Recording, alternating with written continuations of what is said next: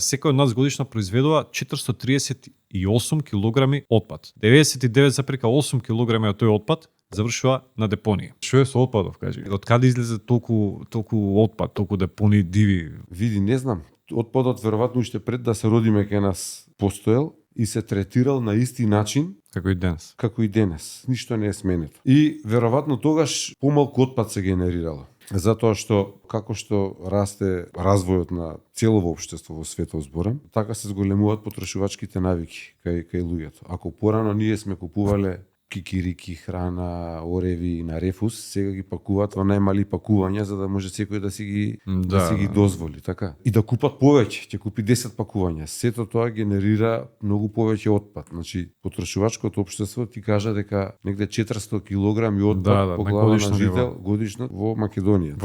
Во високо развиените земји тој број е многу поголем. Затоа што кога ќе отидете на запад, све е спакувано по 100 грама, по 200 грама, значи и тука се генерира отпадот. Сега се разликуваме малце од западот, затоа што таму па тоа во голем број од земјите развиени го третираат успешно отпадов.